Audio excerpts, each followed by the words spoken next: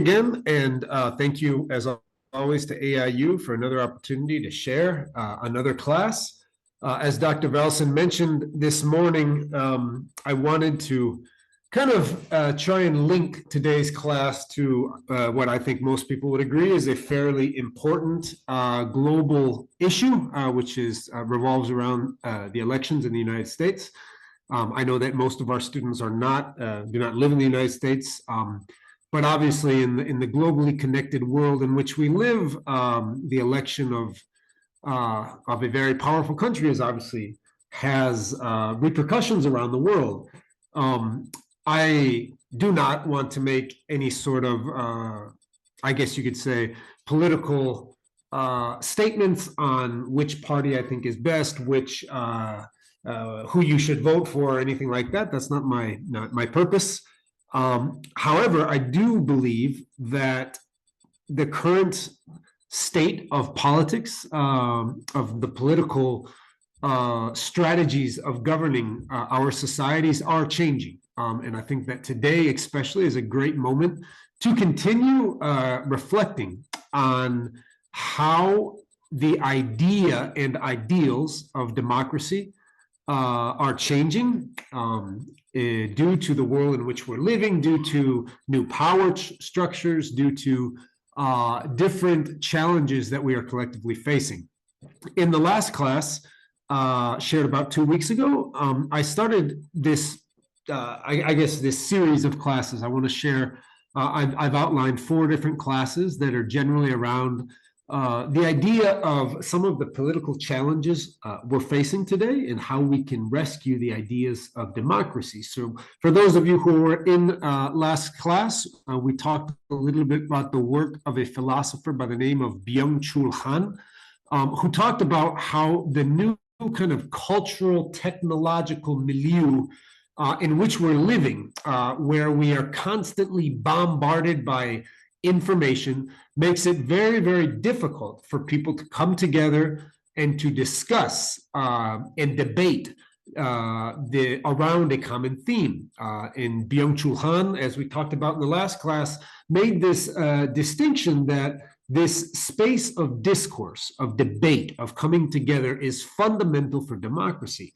And he termed this new technological area in which we're bombarded by information, infocracy. And so the first kind of challenge that I outlined 2 weeks ago to the democratic process, to this idea of participation, of consent, is this idea outlined by Han of infocracy, or a bombardment of information that makes it close to impossible for us to really come together and discuss common themes around which our lives depend.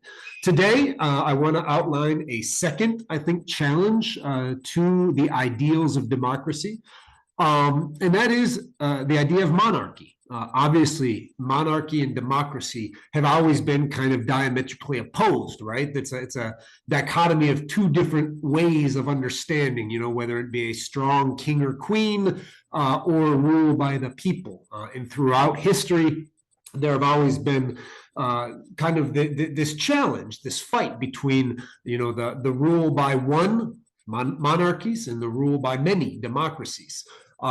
In the modern world in which we live today, however, most people assume that monarchies are essentially dead, right? Obviously in some European countries, you have symbolic monarchies, so you have the King of England, the Queen of this and that, who essentially have zero or very little political power, right? They're mostly symbolic representations of the past. However, what I'm going to argue today is that the idea of monarchy, of the rule by few, or the rule by one, or the rule by an autocratic leader, is not a dead or a finished political ideology. There are very, very powerful people in very, very influential positions, especially in the modern political situation in which we find ourselves, who are openly calling for a return to monarchy. And so today I want to take a look at the writing of a person by the name of Curtis Yarvin. Curtis Yarvin is a blogger, a writer, a historian, who up till maybe a couple years ago was on the fringe. It's kind of this new model of academic who, instead of writing books and teaching at a university or whatever it might be, he took his academic pursuits onto the internet. And so he was very active on blogging and on all of these social media platforms, making podcasts, doing interviews with other podcasters, being active on the internet, on YouTube. And this is a way to create a fairly large following, to get your ideas out there. 5 years ago, I would have thought of him as nothing more than this fringe thinker, some strange guy with strange ideas who is, operating in the basement, writing up these strange ideas and then publishing them. But Curtis Yarvin has become very influential, especially in the administration of Donald Trump, who is taking power in the United States today. Especially people in his cabinet, including the Vice President of the United States, as of today, have openly spoken very fondly, very supportingly of Curtis Yarvin's ideas, this idea of the neo-monarchy. So I think that the fact that he has gained the ear or the attention or the influence of very, very powerful people in the most powerful governmental institution of the world, which is the US government, I think it's important for us to take these ideas seriously, right? And I'm going to outline what Curtis Yarvin's ideas are. What are his? Why does he think that monarchy is a good thing, and how is it different from the kings and queens of old? So the outline of the class is I want to start by looking at the world of risk in which we live today. Yarvin's proposals and a lot of these people who are very much kind of in favor of a return to a neo-totalitarian, a strongman government, right, where there's one person yielding lots and lots of power and control. This arises due to a very specific global context in which we live today. So I want to try and outline, what is the global political context of today, wherein people are starting to see the idea of a return to kingship and queenship and monarchies as something potentially desirable, right? Then I'm going to do a quick biographical outline of Curtis Yarvin, and then explain some of his ideas, especially the threat of big data to democracy. What we're going to look at in this part of the presentation is that Yarvin's idea of monarchy isn't about reinstating, this royal court of kings and queens that, were selected by the gods and have divine mandate. That's not what Yarvin is writing about or thinking about. He looks at history and sees that there are many positive examples, according to him, of absolute power invested in the character of a king or a queen. However, he thinks that the kings and queens, the new monarchs of today, are not going to be people from a royal family, people who claim to have divine mandate to govern people, but rather through the techno-lords of our universe. So these very, very powerful technocratic CEOs of the world is kind of this new model of how we should orient a new monarchy system, right? And then lastly, kind of explain what his proposal of a neo-monarchy ruled by the tech elites, how that works, right? So let's start, with the world of risk in which we live today. Jeffrey Sachs is one of the most well-known kind of thinkers and political writers of our day. He's very influential academic and has been very involved in doing all sorts of advocacy efforts with different governments, with the United Nations. And he has a quote that I recently wrote, that I recently read in an essay of his. He says that what we need to do is to solve the social and governance problems of our communities, of our nations, at the lowest possible level of government that can actually solve the problem, right? So he's saying, there is a very important role for small governments, right? So from the level of a community, from the level of a municipality or town, to state governments, to provincial governments, if a problem can be solved at a local level, it should be. right? And so he said that one of the problems with big government, that very strong, powerful institutions, is that obviously they tend to become bureaucratic, right? They tend not to work. If any of us who has tried to get something done at a local government office have probably felt the frustration at the bureaucracy, at how slow things move. Sometimes things seem to be not working as quickly or efficiently as they should be. And what Sachs is saying is that if you can solve something locally, you should do it locally, right? We've talked about this in other classes, that there is no reason to outsource something as fundamental as food production, right, to these global, massive industrial food corporations. We can grow food locally. We can do it in a way that's regenerative to the landscape. And so if we take this idea of Sachs, that we need to try and solve things locally as much as possible, simply because it makes common sense. It is common sense, right? Things can be controlled better. We can reduce our effect on social and ecological crises. We can be more participative. We can engage more people in the political process of responding to their own needs, right? But then Sachs has the second part of this quote. He says, but we should never try to solve a problem at a low level of government if it requires higher levels of government, right? So what he's saying is that, what Sachs is saying is essentially that the world in which we live today has become so complex, so globally interconnected, so difficult to manage, that small scale governance doesn't make sense in many cases. The idea that we're going to solve climate change at a municipal level, he says, is ridiculous. The idea that we're going to avert nuclear catastrophe through state governments. No.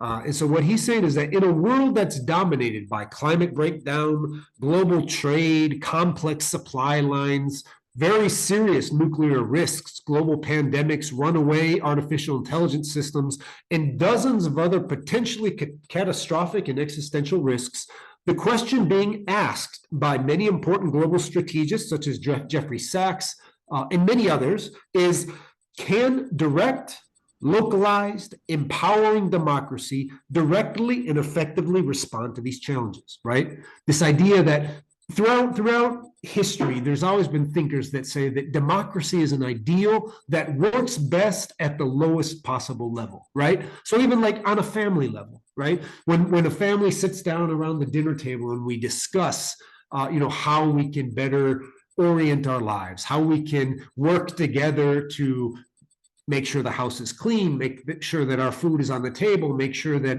everybody is participating. Obviously, that's kind of a democratic ideal, and it works really well. It works much better than when there's a very strong authoritarian, usually father figure who is abusive and mean. No, it's better when people come together and participate, and that works well on a small level. It works well on a community level where people come together and work. But a lot of people are saying we've lost control of that. Right? We've lost control of this small scale direct participation. We've allowed our world to grow into this super complex behemoth of interactions, of global supply lines, and the risks that have come because of that. Obviously, climate change, all of these natural disasters, the fires in California, the wars going on around the world. Because of this complexification of society, many people are saying that what we need is to understand and to accept that it is time to retire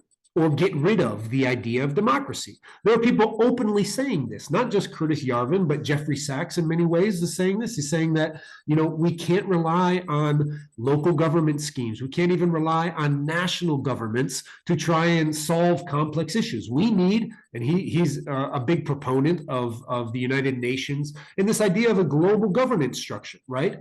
A proposal where elites, where people who are strong, who have lots of ideas, who have lots of power, can oblige certain political issues, certain policies that are able to respond to the issues we live in today, right? So a lot of people are openly calling for, some are more benign, some are more, I guess you could say, exaggerated in their proposals, that we need to retire the idea of democracy, citizen participation, and organized consent through spaces of public discourse in order to further empower authoritarian and centralized governance through authoritarian and totalitarian regimes. One of the lasting lessons of COVID-19 that's still fresh in all of our minds, I think, that often is not discussed, but certainly recognized by world leaders around the world, is that China's model of top-down authoritarian governments worked much better at containing a novel global threat.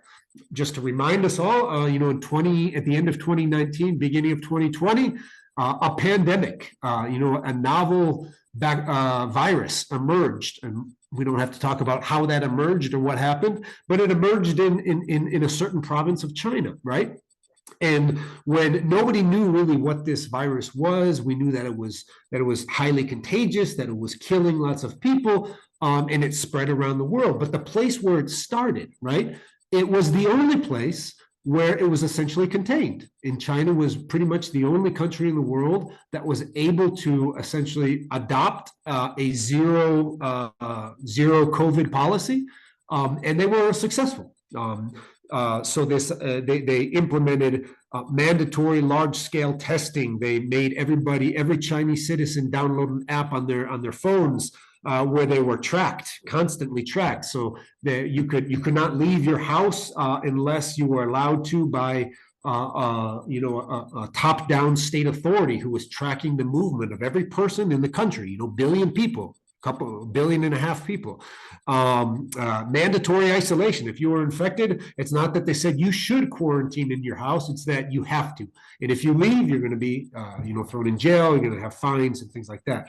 So this top-down authoritarian kind of way of managing a very, very serious crisis, I think showed that it showed to many global leaders that what we need is an authoritarian top-down approach to really respond effectively to these global issues that I mentioned above, right? So climate change, the climate breakdown, very serious threats to global food production, how to reduce the threat of nuclear Armageddon, all of these things. So how can this top-down authoritarian structure work for other emerging areas of global threats and crisis? So there's already, before we even start talking about Curtis Yarvin, I think it's important to mention that there is this kind of acceptance among many, many important political, powerful people around the world that understand that we do need stronger global top-down authoritarian institutions that are able to respond to the complexity of the world in which we live. So into this kind of this political space where democracy is being questioned, Curtis Yarvin comes in. And Curtis Yarvin, like I mentioned, he's very right-wing in terms of his politics. He's a blogger and influencer who has gained popularity with many important figures in the Republican Party of the United States. He's from the United States himself. He's very active also around the world. So he's not just involved in trying to influence people in Washington, D.C., but also many other governments around the world. As we're going to talk about my country, where I live, El Salvador, which is a small Central American country, has been very, very influenced by Curtis Yarvin's proposals of returning to monarchy. So Yarvin argues that his basic thesis that he writes about in all of these different blog posts and podcasts is that democracy is a failed experiment that should be replaced by what he calls an accountable monarchy. And so what he thinks, again, what he talked about in monarchy is he's very critical of these old-time kings and queens who said that, that power is passed down hereditary, that if I'm the king, then my son is a prince and is going to become a king, and my grandson's going to take over power eventually. It's not that. It's that it has to be accountable. So what he thinks is the best idea of concentrating power in a decision-making is what we see in corporations, right? In big multinational companies. He said, this governance structure where essentially you have a CEO, a chief executive officer, who has complete authority to make decisions over how that company is run, right? And he says, that's what we need to instill in government, right, in government.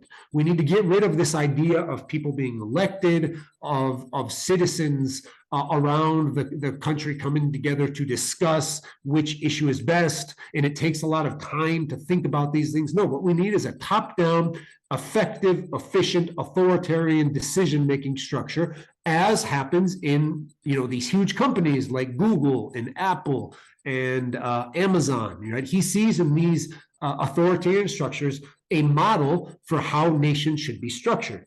The ideal of governance, according to Yarvin, is not the messy, slow, inefficient practice of democracy, but the efficacy of top-down authoritarian decision-making. Yarvin believes that countries should be run like firms, like multinational firms, and that any Fortune 500 CEO would be much more capable at running the US government or any other government than a democratically elected president. He wants to replace American democracy with a sort of techno-monarchy. So it's kind of this blending of traditional kind of monarchy where you invest total control and total decision-making power in one person with this kind of techno utopia where we're going to use all of these emerging technologies to really make strong, efficient decisions, right? I think I want to briefly touch back on what we talked about 2 weeks ago, returning to this idea of infocracy. When we looked at the thought of Byung-Chul Han, he said that democracy takes time, right? It requires a public with shared interests coming together to think about things, to talk about things, right? Should take a lot of time, right? We shouldn't rush to decisions in democracy, right? So if we're talking right now about an important issue such as the adoption of artificial intelligence systems, there's lots of concern about how these systems might replace jobs, how they could become smarter than human beings, how they can grow out of our control, how they're contributing to fake news and a loss of trust in media.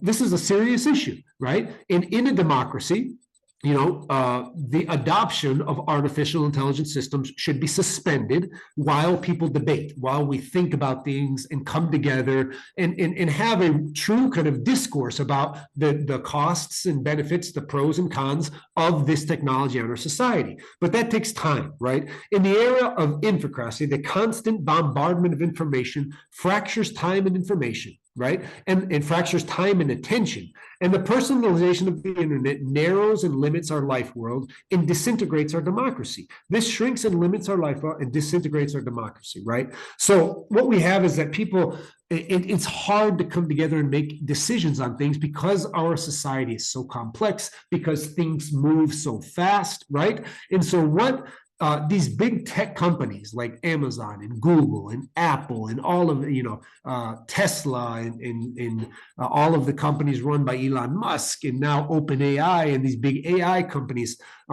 what they are advocating is that, look, democracy can't respond effectively to the reality we live in today, right? It's too complex. Things move too fast. We can't trust people to make decisions that are best for what they consider to be society. So data mining, big data, artificial intelligence, according to this kind of techno-feudalist mentality, are better at finding solutions to problems and conflicts of a society that is understood as a predictable social system.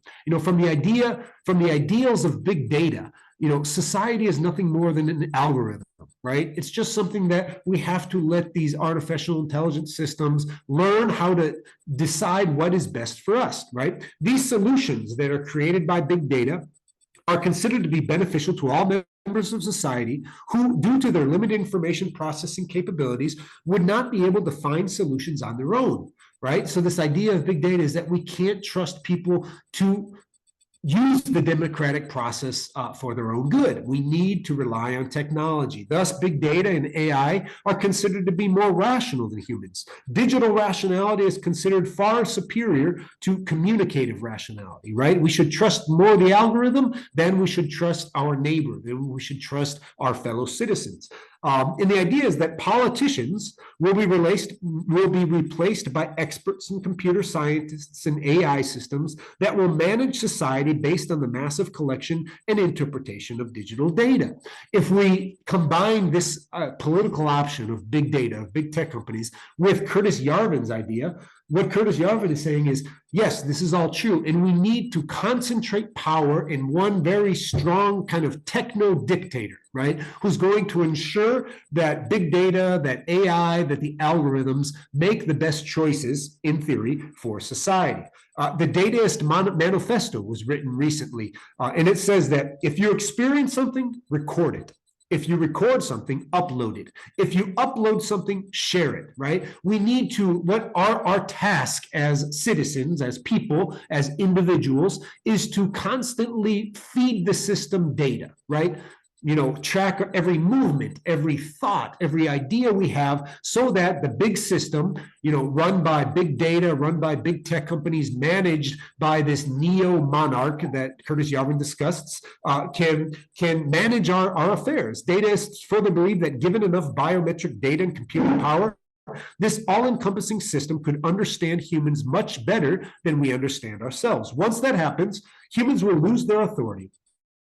And humanist practices, such as democratic elections, will become as obsolete as rain dances and flint knives. This is a quote from Yarvin, right? So this idea that once we give enough power to big data, we don't have to worry about this messy process of elections, of discussing legislative laws, of coming together to debate things. No, just provide data, and give up your autonomy and your freedom to a neo-monarch, and everything will be rosy and perfect. That's kind of the idea. I'm going to argue that given what is occurring in our world today, we are very much on the threshold of a kind of combination of dataism and neo-monarchy taking over governance. Here's a few studies that I pulled from the internet this morning. One new study in the UK finds that a fifth of Britain's people in the UK under the age of 45 believe that the best system for running a country effectively is a strong leader who doesn't have to bother with elections. Almost 50% of young people in the UK believe that. A study by Cambridge researchers in 2020 examined attitudes in 160 countries and found that younger generations had become steadily more disillusioned with democracy. According to the Pew Research Center, nearly 2/3 of citizens in 12 high-income nations were dissatisfied with democracy in 2024, up from just under half in 2017. One international study reveals 42% of people aged 18 to 35 are supportive of military rule, and that's compared to 20% of older respondents.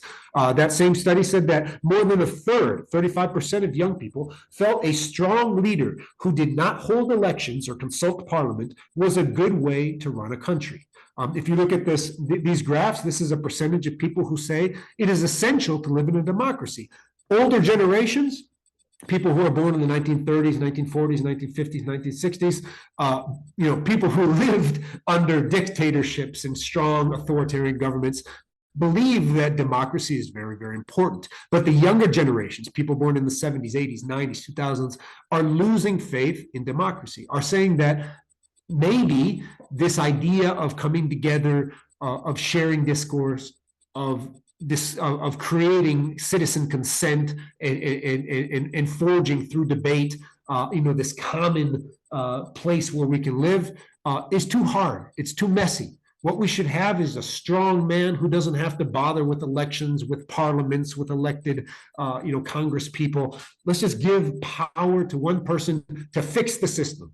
That is a very, very real political kind of statement being made in increasing numbers by young people around the world, right? So if we don't believe in democracy, right? If democracy is too slow, too inefficient, if it doesn't work in the complex world in which we live, what's going to replace it? And this is where Yarvin comes in. Yarvin, again, says that modern day politics in the US and most other states around the world is an oligarchy, an aristocracy. He's very critical of the system we have today. He says that today laws and policies are not, set by people. We don't come together in these citizen assemblies and town hall assemblies and discuss things anymore. Rather, experts, lawyers, professors, universities, they're the ones who are really determining the political agenda of today. And he believes that democracy is a failed experiment, that it was taken over by what he calls the elites of media, of universities, et cetera, right? And that he believes that in order to return to a strong state, we absolutely need a return to monarchy in the sense of a strong executive branch and a personality that runs a country like a CEO. And he looks back at history and he says, look, in the history of the United States, strong leaders such as George Washington, who was the first president of the United States when it was becoming independent, Abraham Lincoln, who was the president during the Civil War, Franklin Delano Roosevelt, who was the president of the United States during World War II. In these moments of crisis, whether it would be, the Revolutionary War of Independence, the Civil War that split apart the nation, or World War II, which was the example of the most serious international conflict. In these moments of crisis, the presidents of the United States essentially became CEOs, and he shows throughout history how these very strong leaderships kind of bypassed democratic governance models. They didn't rely on, they concentrated power in themselves. And he said that that's something that we need to mimic today, right? People who believe in Yarvin's neo-monarchist proposals believe that democracy is a mistake, and that the democratic kind of ideas of equality, of rights, is not necessarily something desirable. It's not something that we should put forth as something that we need to maintain. Yarvin, in many of his writings, says, look, people are different. There are people with different IQs, with different bank accounts, and he says that we need to accept that. And that democracy should not be about creating equality, or that governance should be about trying to make sure that everybody has equal rights, equal opportunities, but allowing the CEO, like if you go to a big corporation, right, a CEO is going to say, well, this person isn't very valuable to my corporation, so he's going to make minimum wage. But this person who has a higher IQ and is much more, better, we're going to pay him more and give him more benefits. And he said that's exactly how we need to do things. The government needs to look at its population as an asset, right, as something that can be manipulated, and say, well, we're going to, we're not going to pay everybody the same. We're not going to pay everybody the same wage. We're going to stratify society and get the most out of people and pay some people more, some people less. Inequality is something natural, Yarvin says, and we need to have that. If we're going to run a country efficiently, like a CEO, like a multinational corporation, then these ideas of equality are outdated, and we need to get rid of them, right? This is Yarvin yesterday, or no, the day before yesterday, was interviewed by the New York Times, a very influential newspaper, because they also realize and see that Yarvin's political ideas are becoming very, very influential in the Trump administration. And he says, if you took any of the Fortune 500 CEOs, just pick one at random and put him or her in charge of Washington. And Yarvin says, I think you'd get something much, much better than what's already there, than what's already in the governance structures of Washington. Republican self-government, Yarvin says, has already ended. Real power is exercised oligarchically in a small number of prestigious academic and media institutions that he calls the cathedral. And democracy should be replaced by a strict hierarchy headed by a single person whose role is that of a monarch or a CEO. The goals of this neo-monarchy, right, that Yarvin outlines, is to reach a pragmatic yet very elitist solution that restores order or stability in turbulent times, right? So it goes back to this idea that the world in which we live is chaotic, it's complex, it's hard to manage. There are very, very real threats and existential risks that we need to take into consideration, that we need to confront.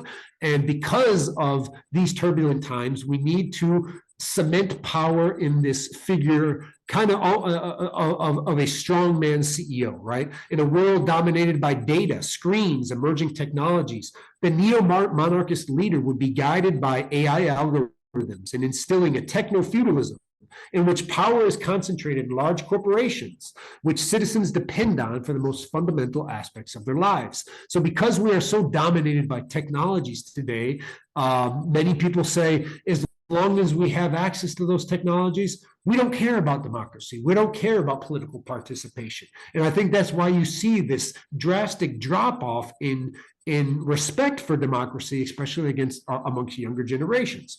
Instead of spaces of democratic discourse, people will willingly relinquish governance of their own lives in order to be managed in a top-down authoritarian manner by techno-feudalist elites who provide them with the tech-dominated world upon which they depend. This is what Yarvin believes is happening. And I don't want to make political statements today, but in about an hour, there's going to be the inauguration of the U.S. President, and you're going to see Donald Trump, who is the president, sitting next to the most powerful, wealthy techno elites in the world. So Elon Musk is obviously he's been given a very important role in the incoming administration. Mark Zuckerberg is going to be at the inauguration, sitting next to Trump, as is Jeff Bezos, the CEOs of Facebook or Meta and Amazon. So the three richest people in the world, richest persons in the world, are already cozying up to this new administration, which I think is something that needs to be taken into account.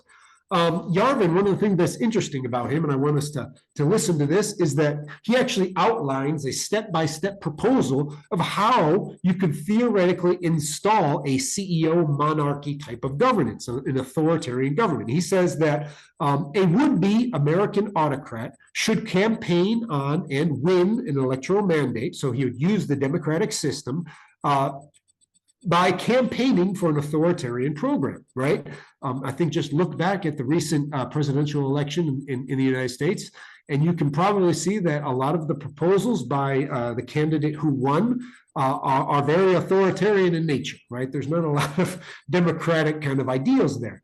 Yarvin says that the person who wins should purge the federal bureaucracy in a push that Yarvin has called RAGE, retire all government authorities. And I think it's important to mention that Donald Trump recently pegged Elon Musk and another very wealthy person to head up what he called the DOGE, Department of Governmental Efficiency, where essentially they're going to be trying to get rid of or retire, thousands, tens of thousands of government institutions, programs, etc. Yarvin also says that they should simply ignore any court rulings that seek to constrain them. They should bring Congress to heel, in part by mobilizing their populist base against recalcitrant lawmakers. And liberal or mainstream media organizations and universities should be summarily closed.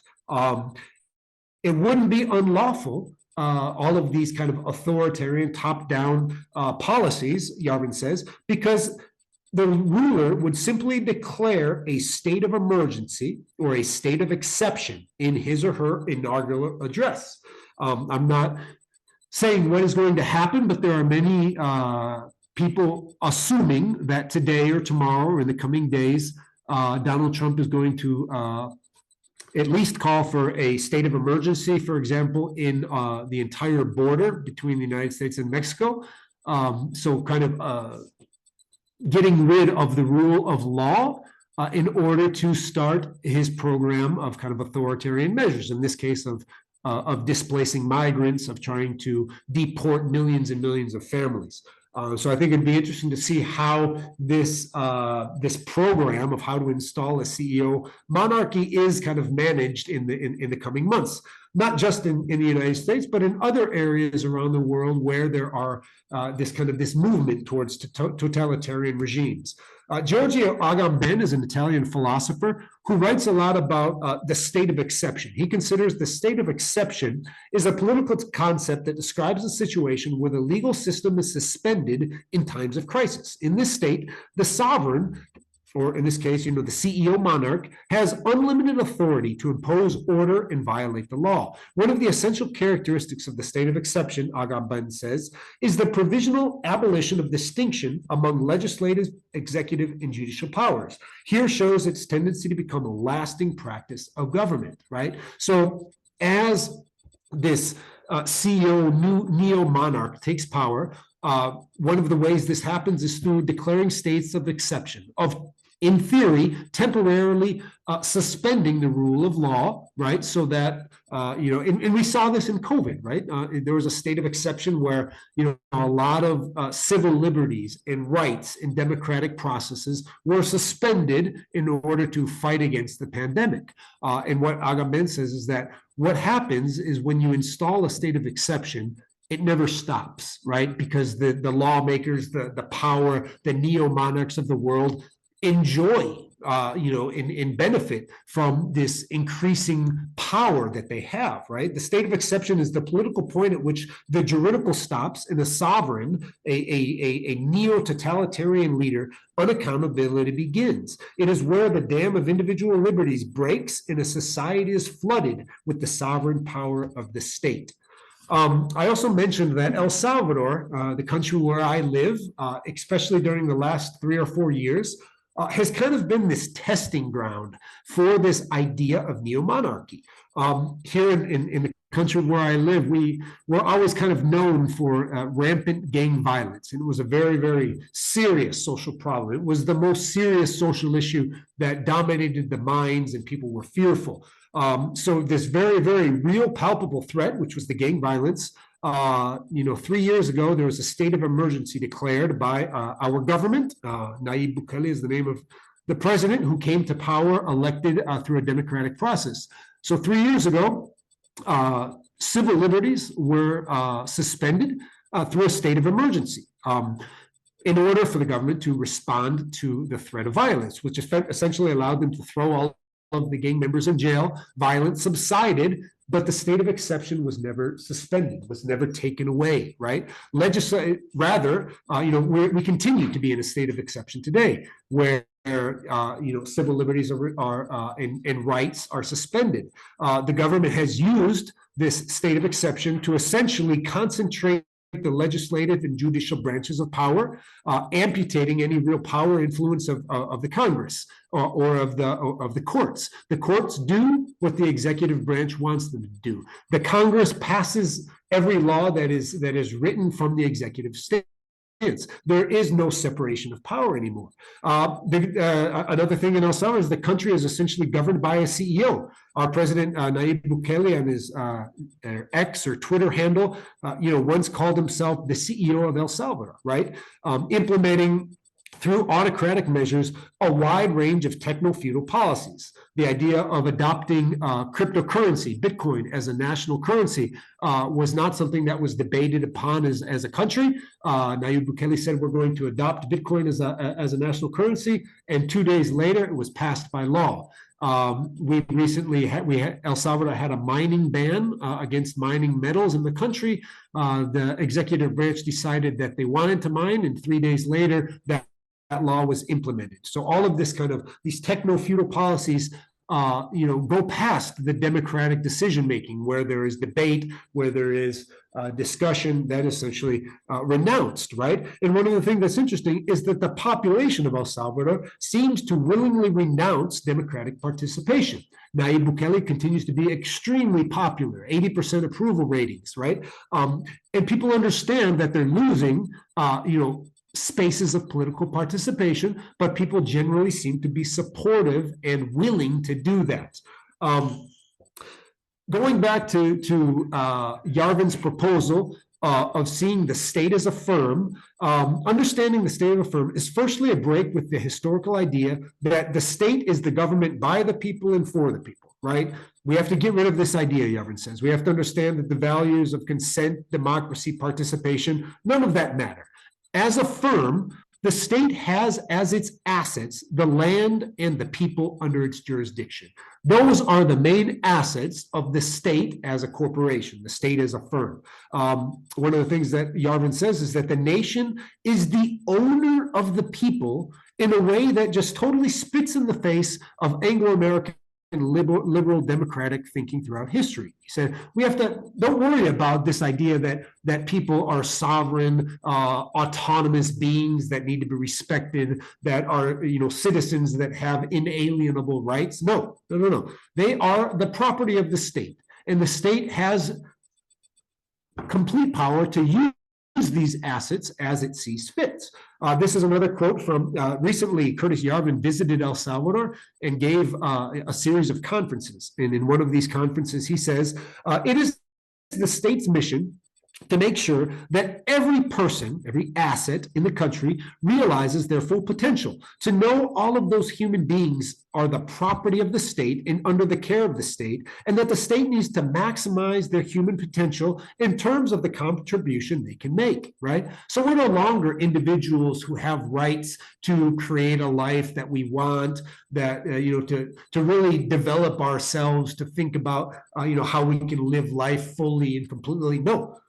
The state needs to manipulate the assets of individual people and obviously the assets of the land to maximize production, to maximize profitability, to maximize its vision for the society it wants to create under this kind of neo-CEO monarch, right? Whenever you look around you, Yarvin says, and you see people who are basically not living up to their human potential, well, that's the state wasting an asset. And as a firm, you don't waste assets, right? So right now, if I decide that me and my family want to take a break, and we want to go on a 3-week vacation, and I want to spend more time with my children, and I want to dedicate more time to farming because I enjoy farming. If Nayib Bukele or the state says that that's a waste of profitability, a waste of good labor, then the state has an opportunity to say, as an asset, you're not doing what we need you to do. And if you want to live in this kind of techno utopia, you need to get rid of your own kind of space, your own ideas, your own dreams, and allow this neo-monarch state to decide how best to utilize its assets. And you, as an individual, as a person, are an asset. That's what Yarvin is advocating. And one of the, I'm almost finished here, one of the, I think, really interesting, metaphors or symbolism that Yarvin uses is he talks about the reductions of Paraguay. Reductions of Paraguay was a colonialist kind of violence executed by the Jesuit priests who were sent by Spain into the jungles of Paraguay. And they essentially, herded in all of the Guarani Indians into these huge towns. And the idea was that, the Spaniards obviously wanted the resources of Paraguay, wanted their gold, wanted their wood, their lumber, all of the resources that were so prevalent in the Amazon rainforest and in the areas of Paraguay. And the best way to do that was to herd the Guarani Indians into essentially what they called the reductions, which were these big cities. And in the cities, they eventually tried to take out the Indian, right? To try to civilize these people so that they could, act like modern day Europeans. For most people, this was a horrible, violent, genocidal policy. But Yarvin says that this is a great example of how the neo-monarchs of today should act. This is a direct quote from when he came to El Salvador. He said, one of the first and most interesting colonial experiments in the New World was something called the reductions of Paraguay. The Jesuits had this very interesting approach to civilizing the local Guarani Indians. And their approach was to basically regiment them in ways that made them like Europeans. What they found was that this could be done with basically pure-blooded Indian populations who could be made to live like the European local classes, right? And so Yarvin sees in this top-down autocratic way of civilizing people kind of a recipe, right, for how the CEOs of the neo-monarchist state should treat us as assets, right? We need to be herded into these reductions where we can be made to function as profitably, as efficiently as possible as an asset of the state. This is kind of what's there. And to end with, this is what's at play. This is on the table. These are people. These aren't just kind of, again, not some off the wall guy sitting in his basement writing these strange ideas. These are political ideas that are being seriously considered and valued by people in the highest positions of power, right? In positions of governmental power, in positions of economic power. This is a very real threat to democracy that I think needs to be taken into consideration. So what's at play? One, we have the loss of faith in democracy, especially amongst younger generations. We have the monopolization of power and coercive violence in the hands of a techno-feudal monarch. We have a globalized world order of increasing instability. And all of this combines to potentially create a return to the reductions of Paraguay, right? Where the vast majority of the population, us, are the Indios, are the Indian people in need of a re-civilizing mission undertaken by the techno-feudal lords who alone have the right and the power to determine the world in which we live. This is the new governance model that is on the table. A proposal about how to create a world, a new political model for the world in which we live. However, I think it's important to mention, a very an alternative proposal, right? So before the colonialist genocide, the Guarani Indians, those same Indians that were herded into the reductions of Paraguay, who were, subjected to the all-powerful kind of authority of the Jesuit priests in the Spanish crown, and who were molded into a different identity, right? Where they were forcefully taken away their identity as indigenous people, their ways of life, and were forced to become like lower class European citizens. Before this happened, the Guarani Indians, among other indigenous groups of South America, had a very different response to authoritarian state tendencies. And throughout the Amazon basin, almost every indigenous group had a peacetime chief who was almost entirely symbolic, right? A chief who couldn't tell the people what to do. He would stand up and talk and people would make fun of him. His main purpose was to kind of maintain, certain cultural standards, but he wielded essentially no power, right? It was a symbolic form of governance, right? However, in times of war, right? So there was wars between these different clans in the Amazon. In times of war, the peacetime chief was kicked out and people instituted a wartime chief. And during the wartime chief was given kind of this monarchist power, right? People voluntarily relinquished their autonomy, saying, look, there's this real threat of war.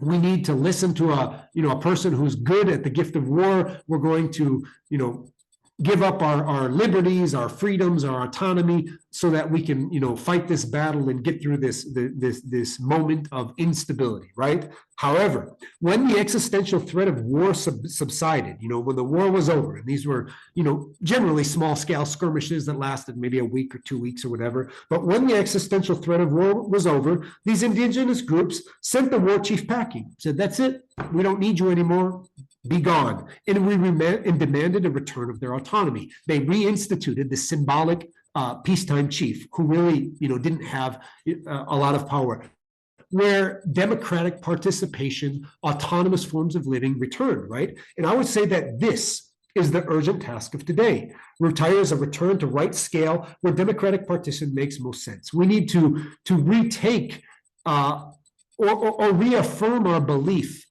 in small-scale governance, in direct democratic participation, and live in a world where that type of participation makes sense. I'm going to go ahead and end my presentation now, so we can have a few minutes for questions and